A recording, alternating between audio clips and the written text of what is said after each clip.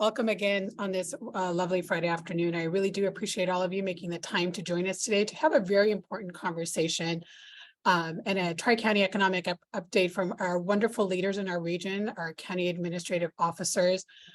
We appreciate the time that our administrators have provided for this afternoon. But before we get going, if I could turn to the next slide, briefly want to go through the agenda for today. We do have very limited time together, and I want to honor everyone's time. Again, welcome. My name is Tara Garaya, and I'm the president and CEO of the Monterey Bay Economic Partnership. I'll provide a brief overview of who we are, play a little video, a little commercial, so to speak, on behalf of MBEP. And so for those of our friends who have joined us today and may not be as familiar, you can learn a little bit about us today. And then we'll go right into a presentation by our regional leaders here in the Tri-County space of Monterey, Santa Cruz, and San Benito, followed by a Q&A, and then we will wrap it up. I do encourage everybody to use the Q&A feature as we get closer to the presentation, or to jot down your notes and questions. And as we get to the Q&A, to ask those questions. If I could have the next slide, please. Monterey Bay Economic Partnership works in a number of areas. As an economic partnership, we serve the Tri-County region of Monterey, Santa Cruz, and San Benito. We have been in business since 2015. We're a relatively young organization, but with a very deep impact. We work at the intersection of public-private partners. We work with government, nonprofit, and business and industry alike. And some of our major initiatives in the economic partnership revolve around economic and workforce development, broadband, and housing. And you'll learn more in our video shortly. But our mission is to create a thriving, healthy region and have as much dialogue, convening, interaction in the wonderful shared economy that we share in the Tri-County space. And to that end, I will ask my colleagues to play our video before we get into the next phase of our presentation. For those of us who live and work here, we know what Monterey Bay means to us. From the beaches to the redwoods, from agricultural fields to historic landmarks, we cherish the beauty of this environment.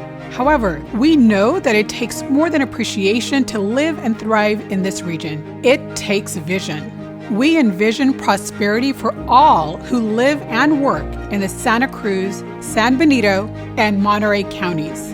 I'm Tara Garaya, President and CEO of Monterey Bay Economic Partnership, or MBEP for short. Our mission is to improve the economic health and quality of life right here in our backyard. At MBEP, we are laser focused on key initiatives that benefit everyone in the region. The blueprint to success is written in our research papers, mapped out in strategic initiatives, and put into action by leaders like you, who believe in our collective vision of the region, uplifting the stories of the Central Coast. It's a story of hope because our children need reliable internet access to complete their homework at home. It's the story of balance between life and work because people who work here deserve housing here instead of wasting hours in traffic. And it's the story of achievement because local tech companies are providing real opportunities for the most exciting new careers in aeronautics and aerospace engineering. MBEP convenes leaders to the same table, sparking new ideas from intentional and mindful learning. Those ideas evolve into policies that promote diversity, equity, inclusion, and accessibility for the entire region. We are your champion for broadband, your neighbor and ally for housing, your advocate in workforce and economic development. We are the Monterey Bay Economic Partnership, and we want to be your partner. Join us. Learn more by visiting our website today. I do also want to frame the reason for this conversation. The reason is that I think we have amazing leaders. We have amazing sort of shared economies and industries in our Tri-County space. And all three counties are wonderful members of MBEP. We are a member-supported organization, and we want to highlight the great work, the great camaraderie and partnership, while recognizing as a shared economy, as a shared space, like all things, there's certainly always bumps and hurdles along the way. But what I have found to be true in my 15, 16 year, a month tenure thus far in this region is that it's also a very highly collaborative environment. So I really want to highlight the three leaders who make our region a very strong region. To that end, our first speaker is Mr. Palacios, who moved to the city of Watsonville back in 1992. I will make his introduction very brief. Many of you already know him and the tremendous work that he's done both in the city of Watsonville, first starting off as a finance officer, on to a city manager, and then in 2015 at the County Board of Supervisors as the county admin officer in 2017. He's done tremendous work in our region. And so I want to go ahead and turn it over to Carlos, who will share some information with us. Thank you. All right. Thank you so much, Tara. I really do appreciate the invitation and the introduction. I'll start by saying this is a very historic moment, actually. In the 30 years I've worked in this area, this is the first time I remember the 3 CAOs ever be invited to be the main speakers at any event. So it's quite a historic thing, and I really do appreciate the opportunity and have everybody share what we're doing right now. So I'll go ahead and get started. Santa Cruz County has the same challenges that everyone else does in terms of our economic development. And foremost, housing. Housing is our biggest impediment now to economic development and to community health. The lack of affordable housing is just impeding many of our goals. Workforce development is another big issue. All of us are having trouble hiring people, and that has become a bigger and bigger issue for not only private companies, but also for our local governments. And from the cities to the counties, we are all struggling. And so we really need to work on that. And then resiliency is another important issue to think about, both resiliency in terms of the health of our infrastructure, which provides the basis and foundation for a healthy economy, but also resiliency in reacting to all of the climate emergencies we've been having due to climate change. And so those are the big issues that we are now facing and that we really need to plan for in the future. So I want to start talking about local government first, and talk in particular about counties. So counties have dual roles. First of all, we do statewide, state mandated and federal mandated programs that are countywide for all residents, including all of our health and welfare programs, from Medi-Cal to behavioral health to adult protective services, children's protective services. And then we have adult and juvenile detention, the county jail, the district attorney, the public defender, all of those countywide services we provide to all of our residents. And then we also are cities, in effect. We're big cities. We provide municipal services to all of the residents in the unincorporated area. And that means we're doing road repairs, police protection, park services, library services, animal control, planning, all of the things a city does, we also do. And in fact, more than half of the residents in Santa Cruz County live in the unincorporated area, and we are in effect the biggest city by far in our county. One of the things that we're challenged with in our area, and it's true for Santa Cruz County as well as Monterey County and San Benito County, is that we have low per capita revenues compared to other counties and other cities across the state. If you look at the vertical axis on this slide, that's the property and sales tax per capita or per residence. And then on the horizontal axis is the number of people who live in the unincorporated area. So in Santa Cruz County, you can see us with a yellow dot. We actually have over 50% of the people live in our unincorporated area where we are providing municipal and county services to. But we also have one of the lowest per capita tax revenues in the state. And you can look at, we're on the extreme right side of the screen. Then you look to the extreme left side of the screen and look at Santa Clara County, where they only have 5% of the population in the unincorporated area. And yet they have by far more than any of us do in terms of per capita revenue. And so our ability to provide services is constrained by these facts. And then if you look at the amount of tax revenue that we receive in our county governments, so for every $100 that is spent in the unincorporated area, that comes to the general fund, you'll see that first, let's look at sales tax there on the left. Out of the $100 that are spent in the unincorporated area, our general fund in the county only receives about $19 out of that $100. And then if you look at online sales, which are becoming more and more prevalent because of a very long story of the way that sales tax are distributed, for the $100 that are spent on sales in the unincorporated area, we only get $5.40 in the county government. And for certain companies like Amazon, we get almost zero sales tax. So that's a big worry for us. And we're seeing declines in our sales tax revenues.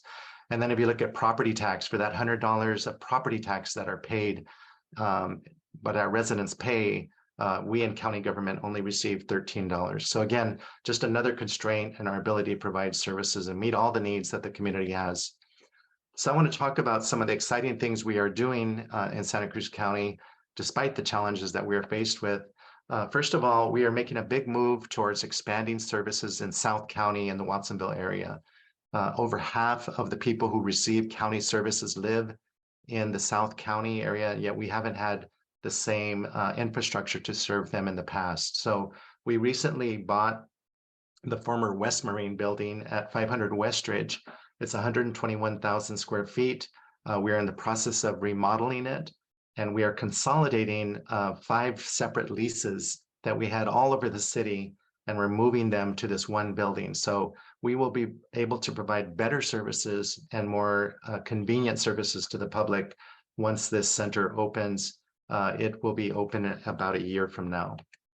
We also are working on our Freedom Campus master plan. This is again in Watsonville. This is our health services agency where we have a major health clinic, behavioral health services, public health services, and the buildings there are very outdated.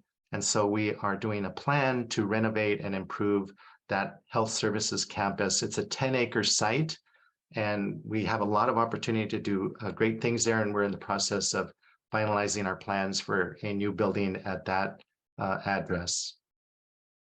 Finally, we have a new crisis stabilization center for children that we are developing. This is on Soquel Avenue. This is the former Bay Federal headquarters building on Soquel. We bought it from them this year, and we are in the process of establishing an 8-bed crisis stabilization unit and a 16-bed residential program, all for youth. There's a recent article in the New York Times that pointed out that the number of our youth that are having mental health crises has increased by 500% over the last 2 years. And these young people are showing up in the emergency rooms. We don't have enough beds for them to treat them, and they're now being shipped out of county. So they're going all over the Bay Area and even to the LA area. So once we finish this project, we will be able to care for them in Santa Cruz County. And so we intend to open this again about a year from now. Let's talk about housing. One of the big issues that we face is our lack of affordable housing, of any kind of housing that is within reach of many of our employees, both in the private and public sector. One of the stories that we need to tell is just the lack of housing that was built in the last 3 to 4 decades. So if you look just in Santa Cruz County, you can see that starting in 1980, over that decade, we built 8,000 housing units. And then 1990 until 2020, we built 5,000 units. So in one decade, we built 8,000 units. And then in the following almost 4 decades, we built 5,000 units. There's a long story there about why that happened. And we could, at some point we could get into how that happened and why it happened. But the bottom line is that we have a huge shortage of housing for all income levels. So it's no surprise with the lack of production of housing. And this story happened throughout California, by the way, and especially in the Bay Area. There's no mystery about why we're having such a crisis with housing after you look at that number. So one of the outcomes of that is that if you look at this chart, which is talking about the number of, this is an age distribution chart. And you can see that the lighter the color, the younger the population. And you can see that most of our young people live in South County. And yet most of the higher wage jobs are in North County. So again, no surprise, we see our highways completely clogged at rush hour and everybody leaving South County because they're chasing the jobs both in North County and over the hill in Silicon Valley. And so we really have work ahead of us to improve the job opportunities in South County so they're closer to where people live, and then also creating more housing and throughout the county so that the people are able to live closer to where they work. RHNA is a big issue, and we have over 4,000 units that we have to plan for over the next 8-year period. That's a huge issue for us. This is our housing needs allocation to get a certified housing element. Our last cycle, which was a decade ago, was about 1,600 units, and now we have 4,600 units. So you can see that's going to be a big challenge, and we're currently undertaking that. We are building new housing. We have a couple of great projects. Here's 1,500 Capitola Road. Just finished that. That is 57 affordable units. We have 7th and Brommer, which is a site, former redevelopment that we are now trying to get a developer to take that project on. We also are doing a number of home key projects for formerly homeless folks, Veterans Village in Boulder Creek. That's 20 units, Park Haven in Mid-County, 36 units, a project in Santa Cruz with 7, and then we have 2 more applications going in round 3. One of the big things we need to really work on is developing our workforce. And so along with the state, we are focusing on the healthcare sector over the last couple of years. And then in the next couple of years, we're going to be focusing on investment and career pathways for construction and infrastructure. Really, one of the big challenges facing all of us is how do we develop our workforce? We certainly are doing it in Santa Cruz County with a new internship program, but also working with our Workforce Investment Board for workforce development over the long term. Finally, I'll just close with what we just experienced. We in Santa Cruz County had the CZU fire in 2020, the largest fire ever to hit Santa Cruz County. Over 900 homes were lost in that event. And then we've had numerous storm events since 2017, including up to this last year. And so building our infrastructure and preparing for climate change is certainly one of the big challenges we face. And getting paid from FEMA. We are outstanding $67 million in FEMA claims up to the last 2 years.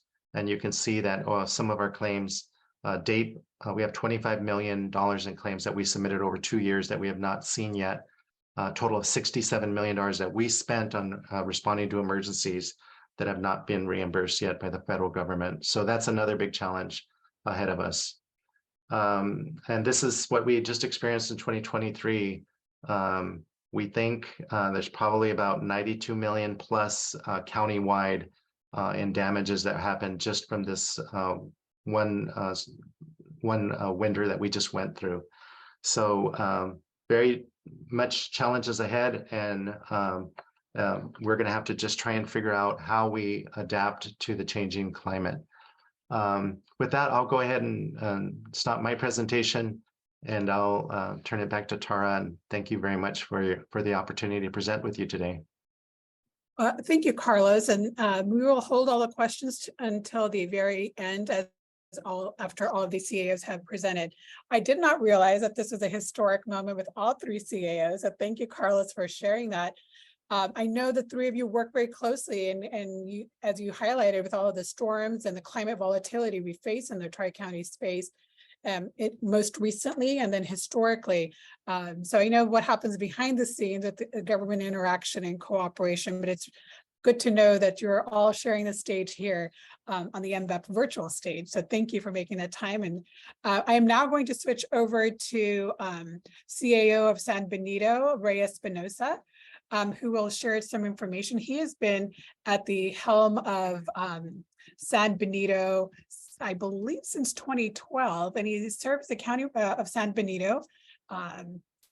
And he serves on a number of boards, actually, including the Central Coast Community Energy Operating Board. He's a member of various other committees, including, but not limited to, the Economic Development Advisory and Fire Protection Committee. He works directly with labor and emergency services. As you've seen, the breadth and scope of what happens at every county. He ensures to make sure that the budget is prepped for San Benito, is adopted and administered and implemented. So on that note, I want to thank Ray for joining us, and we will turn it over to Ray at this point. Good afternoon, everybody. It's a pleasure. Thank you for attending. Thank you, Tara, for inviting me. I'm going to go ahead and put on my presentation. Give me a second here to share it. So again, thank you. Hopefully you can hear me well. I just wanted to first open up by stating what I'm going to talk about. Thank you, Carlos, for presenting. I think you laid a lot of groundwork for my presentation, and I think in general, just what counties do, and some of the hurdles that we all face, very similar, and appreciate your presentation. I'm going to go ahead and discuss opening remarks similar to what Carlos did, as well as discuss economic, workforce development, infrastructure, broadband, housing, and sustainability, climate, and disaster recovery. So with that, I wanted to highlight, I'm having technical difficulties here. Give me a second. There you go. Some of the difficulties that we have, but I wanted to share with you and elaborate a little further what Carlos had mentioned about our revenues for our county. Our county, unfortunately, I think is even more in dire straits than Santa Cruz County. They receive 13 cents. We receive 11 cents on the dollar. We're one of the lowest in the state of California. And that proves a difficult task to provide services within our community. If we have a comparison here of property tax, our AV, or assessed value of property throughout the state, the 58 counties here. And as you can see, these smaller counties, the smaller rural counties up on top, their total AV is much smaller and more of a 50-50% split between schools and counties, municipal services. And in our county, when you look at our county on the total AV itself, go to the middle, we're right there in the middle, where our assessed value, our property values are actually fairly well. It's what we receive on that dollar, as Carlos had mentioned earlier, is the issue that we have. We have a very, very small take on what we receive out of the dollar. It's almost comparable to, to Larry, Imperial, and the Del Norte counties, actually even around that same area. So that makes our life a little even more difficult to be competitive in this region, comparing ourselves to Santa Clara County and some of the larger counties. So with that, I did want to highlight the importance of economic development and workforce development within our community. I will share that this next slide really here helps illustrate the amount of individuals, our labor workforce within our community. And we have approximately, when you look at the San Benito County amount of employees here, 18,000, and then you compare that to the 31,000 that are employed, we have about 50% of our residents commuting out of our county, and typically going up to the Bay Area in the Santa Clara County area, and that proves a very difficult task for us, because we already receive a very small amount in property tax. We do not receive a lot in sales tax, because a lot of these individuals will stop at Costco or stop at other locations up in the Bay Area, purchase their items, and then bring it in. And so what's being used in our county are all of our services, driving on our infrastructure, on our roads, and also us providing fire services and so on. So that becomes very difficult for us to manage. And things that we need to work on, which I'll talk a little bit later with regards to economic development and what we need to look at from a housing perspective versus a commercial perspective. So I'll talk a little bit more about that in a few minutes. The infrastructure transportation piece, we have a 5-year plan here that I'm going to share with you, as well as some of the work that COG is working on. And as some of you may know, and you've probably been stuck in traffic, we have a lot of work going on to address our infrastructure. We have 2 arterial roads, Highway 25 and 156. That 156 is being worked on, and we also have some work being done in the 25 156 location. But for local purposes, I wanted to share with you some projects that we've actually done, and these projects were done in the last year. So as you can see, these projects are actually, this is our 5-year plan, and there is a lot of work that is being done within our county. We have approximately 450 miles of local roads, and we have about $50 million that we're infusing into this, into addressing this. And most of that is out of our benefits program that we have, dealing with some development. And we're also utilizing our Measure G that was passed, and that's, we're receiving about $99 million, or about $100 million total from that. But just imagine, we have 450 miles of unincorporated roads. Our PCI level currently is around 37% on 300 miles of those roads. So you can do the math, you know, approximately $1 million a mile, depending on the damage or the PCI level, and we're short, you know, quite a few hundreds of miles. Probably about you know, we have 450. We've done about 50 miles, and we have 99 million, 100 million of Measure G. So we're short quite a bit, and 300 miles. So there's a lot of work and a lot of things that we have to look at differently to address our roads.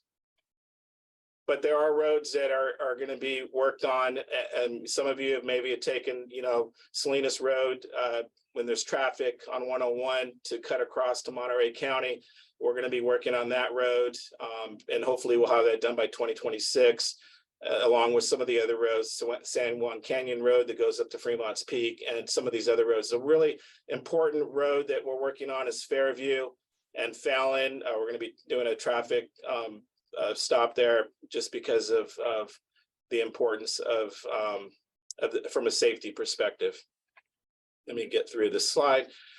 With regards to COG, I did want to highlight that we actually have, like, as I mentioned, the roundabout, the work began in May of 2022, and it will be completed in 2024. So there's going to be a very large roundabout on 156, as well as 156 improvement project that is going on now. And many of you have probably been stuck in traffic. It's about a 5-mile stretch from San Juan Bautista to the Alameda on 4th Street. That's a $120 million project.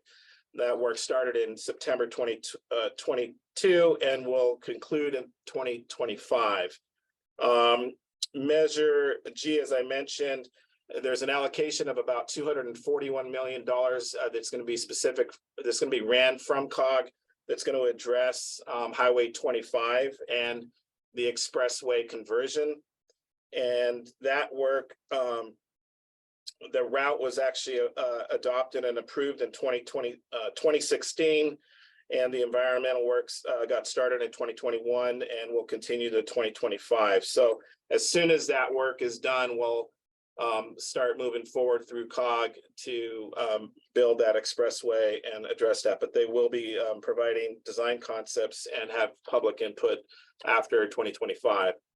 And then again, the 152 Trade Corridor project that is going to be ran by Santa Clara County VTA, and they're leading the project. And current activities include advancing the project definition, planning, feasibility study, and securing funding for that particular project. So there's quite a bit of work being done on the arterial roads into our county.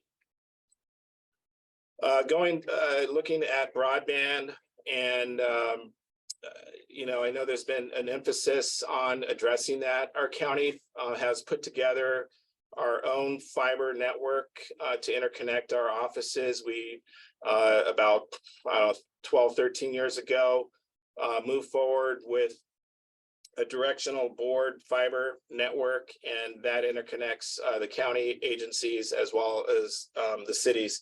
Also got interconnected. We have a 96 strand, multiple conduits. We are utilizing that or having that available for contractors to address broadband within our community if need be. We have a 96 strand, like I mentioned, and that there's many strands available for expansion. So that was really good oversight from the county years ago. The board also invested or has invested a couple $100,000 for San Juan Bautista to address their needs from a broadband perspective, and South Valley Internet will be working collaboratively with us on that. The county also moved forward with an emergency connectivity fund grant. That's about $11 million to purchase PCs and Wi-Fi for low-income folks. And we've been actually delivering that product, and hopefully we'll get that wrapped up here in the next few months. So there's a lot of work, and a lot of individuals have been pretty happy about receiving PCs. Another large grant we've been working on is a LATA grant. We've also been working with RCRC, Golden State Finance Authority, and TeleWorks was selected for our area. We were awarded $500,000 for pre-construction expense, and this was fully funded, so there is no matching funds to that. So that's great on our part. We need to figure out where our holes are at, where the issues are at, and once we get that engineering done and that pre-construction work done, we'll have the design and strategic plan as well tied in with this. We'll have a better idea of what our costs are going to be moving forward with broadband. So been working hard with that locally. Housing. Our board has definitely been focusing on low income and affordable housing, but I will say that for the county and our cities within our community, there has been a lot of housing built. Since 2015, the county of San Benito has approved and completed over 1,000 homes. The city of Hollister over 2,200, and the city of San Juan about 140 units. So it's about 3,500 units that have been built and approved over the last 7.5, 8 years since 2015. And there are quite a few in the pipeline. We have an active adult living project with San Juan Oaks that will be delivering 1,017 units, and there'll be 67 conventional units tied to that. So that's going to be, I think, a really great project for adult living, active adult living. They're redoing the golf course. They're spending millions of dollars to revitalize that and address the water and the water runoff with that. So it's a great facility for those that are adults. The assessor's report, I just wanted to highlight that our county, San Benito County, was ranked second in 2022 of overall percentage growth in assessed value for the year.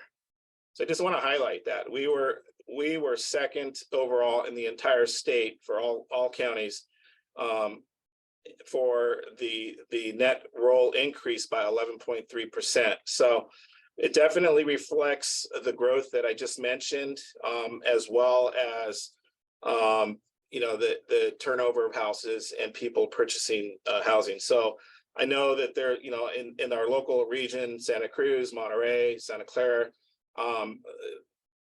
it's it's affordable, I think, from their means. For us, for individuals that work here locally, it's not affordable. So it's all relative, but our board is definitely looking at what we can do to make affordable housing for, you know, existing residents as well. So I just thought those are some interesting points to highlight. Sustainability, climate, there's been a lot of work that the county's worked on and has done. We've done a county-wide solar project. We've spent millions of dollars to address our electrical usage, HVAC usage, and that has been paying off. We've installed EV stations throughout the county. And within the landfill, I just wanted to highlight that the landfill, we've been working on a reduced fugitive landfill gas LFG emissions, as well as landfill gas to energy or RNG or renewable natural gas. So there's been some work that we've been working on through our integrated waste department and the landfill, you know, we're looking forward to that, moving that forward. There's also a solar power plant that the landfill operators are working on with PG&E, as well as converting landfill vehicles and equipment all to renewable energy. So there's quite a bit of work on the landfill side, as well as in integrated waste, the Regional Climate Action Group. They've been moving forward with that to receive grants. And Recology has renewed all of their vehicles to a renewable diesel. So that's exciting news to address climate within our community.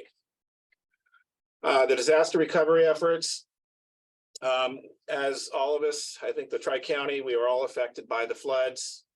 And, you know, here's a picture of Pacheco Creek.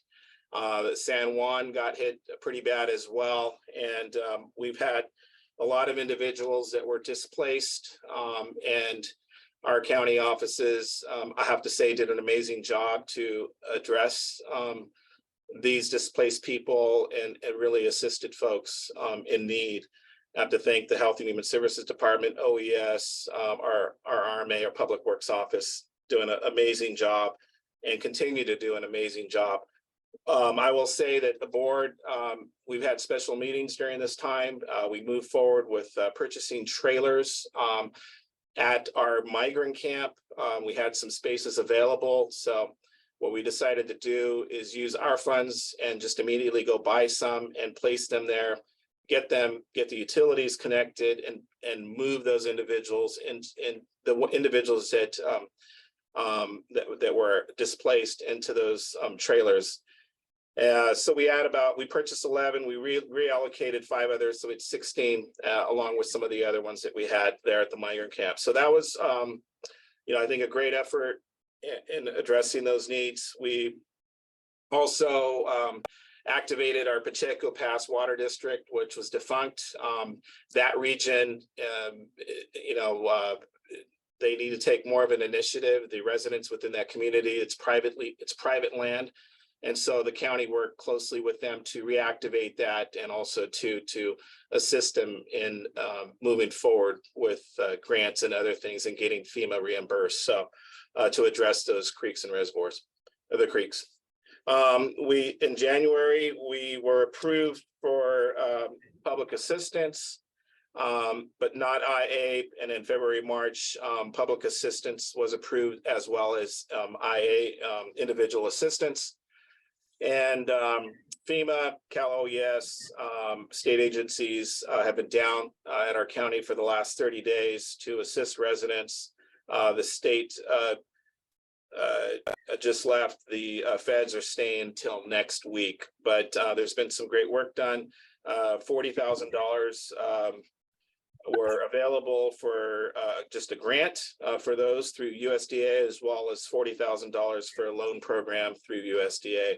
And that would be for those that do qualify and that are low income. So, Ray, not to interrupt you, but I wanted to see if we could just wrap up and I'm done. Yeah. I'm done. Are you? This is all really great I'm done. and what's happening. So I'm Yeah. going to quickly turn it over to Sonia. Thank you so much, Ray, for providing that information. No worries. Sonia, as many of you know, just started in her position in January in 2023 and just has been running, as have all the CAOs, but she is the first Latina in our county as a CAO, but this Monterey County is her home, so she's coming back home to serve her community, and we're eager to hear from you, and welcome, Sonia. Thank you so much. So it'll just take me a moment here to make sure I'm sharing my screen appropriately. Okay, so thank you so much for the opportunity to chat with you. As Tara stated, I'm returning to Monterey County after 30 years in Fresno County, and this just because we might be counting is day 116. And so I did join our fellow CAOs in having these two emergencies within the last few months, and met a lot of people along the way. So thank you so much for the opportunity to talk about the economy. And as part of this presentation, we do have Richard Vaughn in the background, that if any questions come up, he would also be available for that. So I'll have his contact information at the end. The mission of our county is to provide quality services to our entire community, and this has been vital during these last emergencies in the last few months. In addition to that, we do work to enhance the services and also the availability of resources, and then, of course, the recreational opportunities for individuals visiting our county. The strategic initiatives for our county do include economic development, administration, health and human services and infrastructure, as well as public safety. As a reminder, at the end of this month of May, we will have our budget hearings, and there'll be a little more discussion in terms of what's going on with the budget, what we anticipate in the coming year, and then also the last allocation of American Rescue Act dollars that we've received. And really just trying to apply them back into our community where it makes the most sense and also is most beneficial to our residents. The economy of our county is very diverse, and it's also includes a range of industries. The top 5 are agricultural, tourism, healthcare, education, and military. We have a strong presence of military here in Monterey County, and we also, a lot of our employees are ex-military. To go into each section a little bit more, I did list different information in terms of each of these categories, and some to point out really is the gross value of the production of agriculture for Monterey County, which is the 4.1 billion. And if you're wondering, some of the top crops in our county are strawberry, leaf lettuce, head lettuce, broccoli, and wine grapes. And that industry alone employs almost 60,000 employees. Now, in terms of attractions, of course, we're all familiar probably with the Monterey Bay Aquarium, but then there's other areas that are also visited. Just in 2021 alone, this industry brought in about 2.5 billion and employed about 21,000 of our employees. In addition to those two contributors, the healthcare, of course, is very important in our community, employing over 15,000 individuals. And these services have grown significantly. About 9% of the county's industry composition is represented by the healthcare industry. And then in terms of education, our education sector alone employs over 17,000 individuals. And then we do have a high graduation rate of 73% for our high school students. And then we have colleges such as CSU Monterey Bay, the Naval Postgraduate Academy, and then also Hartnell College in the community, along with the others listed. For our military presence, we have about 6,000 active military personnel, and then we have a Department of Defense as a whole that employs over 4,000 civilian employees. Of these, we also have 50 million in contracts with Monterey for these Monterey County-based firms.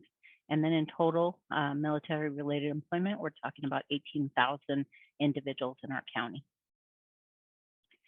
In terms of economic challenges that we're having, we are facing high housing costs and also income inequity. And This is particularly prevalent in agricultural industry. And then as a result of the recent storms, we're seeing that even more so.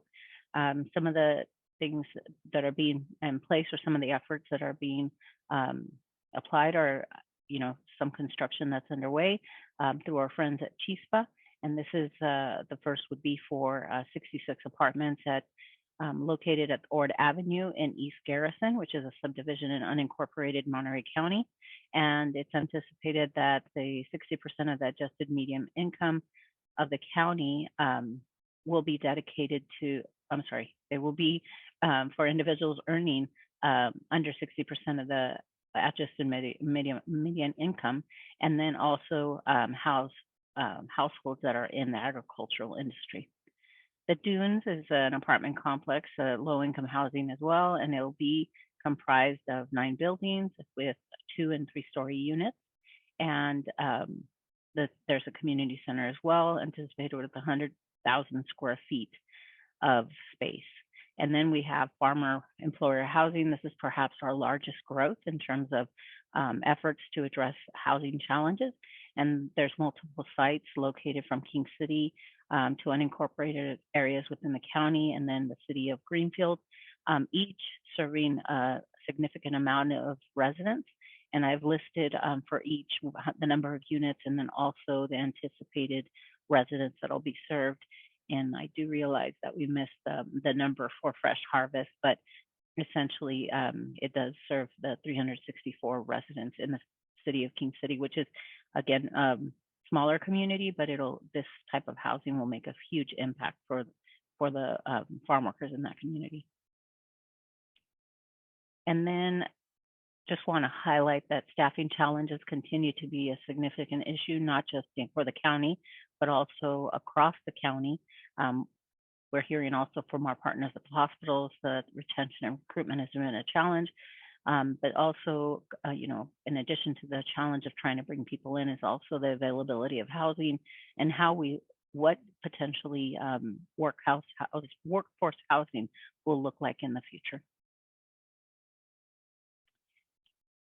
During the storms, as both the CAOs had mentioned previously, we did quite a bit of work with both our state CAOs and also the FEMA agency and the Small Business Administration to try to support our residents that were impacted either by the January storms or by the March floods. And some of these services came through FEMA, which included disaster assistance. Unfortunately, many of our residents were not eligible for FEMA due to status within our country. So we also looked for alternatives with the state to try to ensure that we are able to serve our communities with the recognition that we rely significantly on individuals that are here who may not be documented, and but providing critical services in our community. So what those types of services back to them would look like, how we're best able to support them, especially when there's a large amount of overcrowding within the small communities that they live, but also when we had flooding and it impacted their ability for our farmers to grow food, and which then of course would lead to the jobs for these individuals that were displaced. In addition, Small Business Administration partnered with FEMA to be available to provide low interest loans.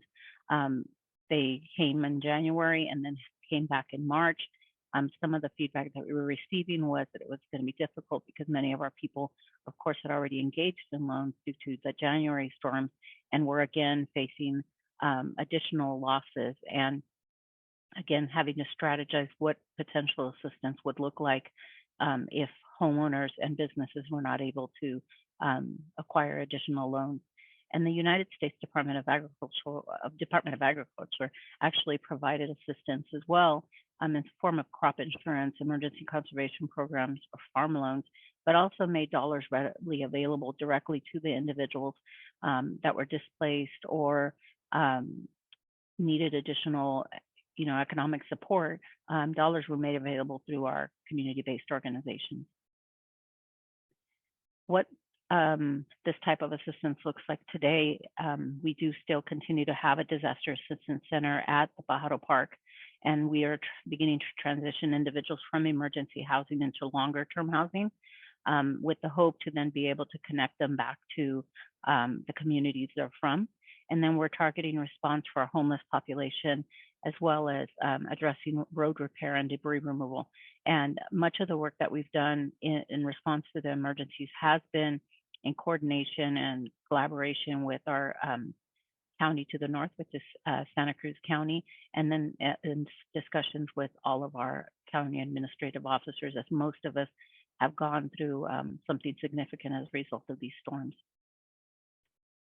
So in terms of services within County of Monterey related to economic development, we have these three services available.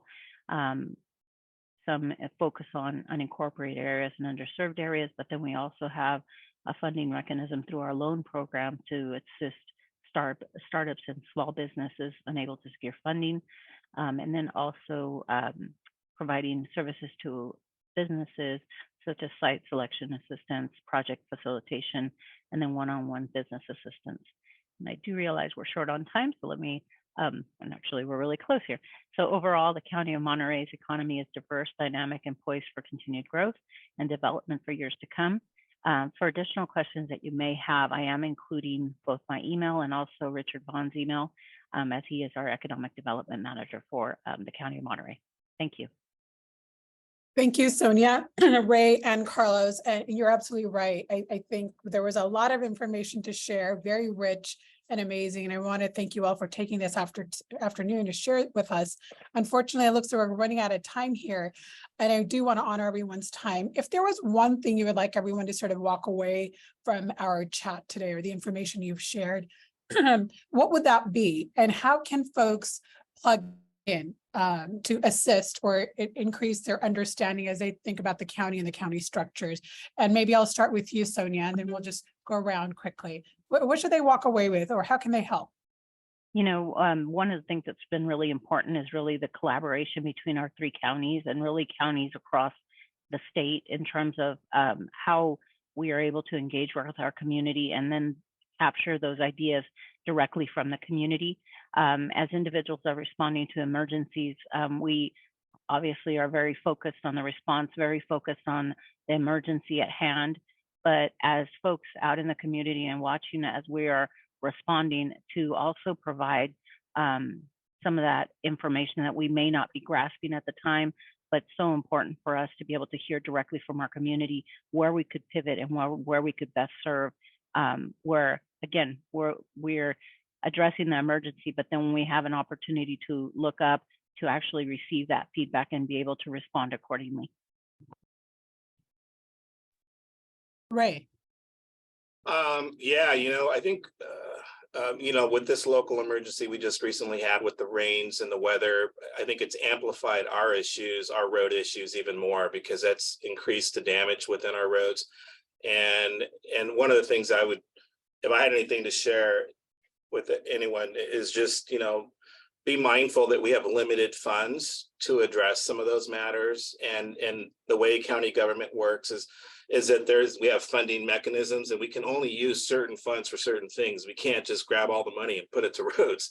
And so I think educating individuals or oneself, I think, is important. I think obviously that's what we're doing today, but I just think being mindful that we have limited funds, especially with our small county, to supply that infrastructure, the service levels that they all want, I think is difficult. And we're doing our best to go after funding and working closely with our state legislatures to make sure that we get the funding we need to provide higher level of services. So, well, and I hope that, you know, in this Tri-County regional space, that we can also collaborate as various IRA and the CHIP funding comes down, that, you know, we position ourselves for that soon too. Carlos, last remarks.